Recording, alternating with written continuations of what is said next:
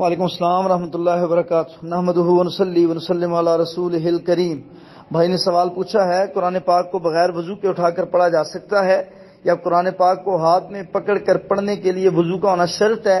جی بالکل شرط نہیں ہے، قرآن پاک بغیر وضو کے تلاوت کیا جا سکتا ہے۔ اس کا مصحف ہاتھ میں پکڑ کے اس کو تلاوت کرنا جائز اور درست ہے۔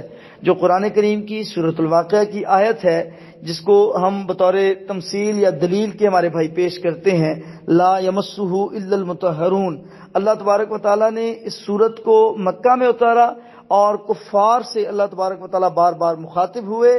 کفار مکہ کو اللہ تبارک و تعالیٰ نے یہ بات بیان فرمائی، وہ نبی صلی اللہ علیہ وسلم پہ، اللہ کی کتاب قرآن کریم پہ بہتان اور الزام باندھتے تھے۔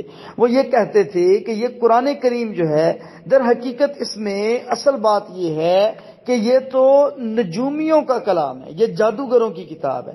تو اللہ تبارک و تعالیٰ نے یہ آیت اتاری کہ لا یمسہ الا المطہرون، اللہ تبارک و تعالیٰ اس کو آسمانوں سے نازل فرماتا ہے، اس کو نجومی، کاہن، جنات، جادوگر وہ ہاتھ نہیں لگا سکتے۔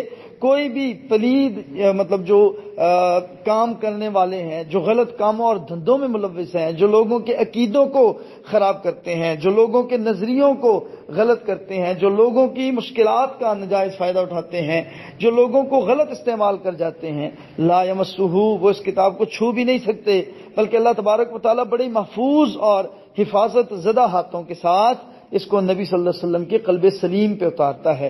اور اللہ تبارک و تعالیٰ نے اس کا کاپی پیسٹ، بلکہ اوریجنل جو مصحف ہے وہ اللہ تعالیٰ نے فی لوح محفوظ، اللہ تعالیٰ نے لوح محفوظ میں سنبھال رکھا ہے، اس میں سے اللہ تبارک و تعالیٰ اس کو زمین پہ بھیج رہے ہیں، تو لہٰذا اس کتاب کو کوئی دوسرا بدل نہیں سکتا۔ تو اس لیے اللہ تعالیٰ نے اس آیت کو اتارا تھا، لا یمسہ الا المطہرون۔ تو لہٰذا بغیر وضو کے پڑھا جا سکتا ہے۔ نبی صلی اللہ علیہ وسلم کے زمانے میں بہت سارے ایسے شواہد اور دلائل مل جائیں گے۔ بارک اللہ فیکم۔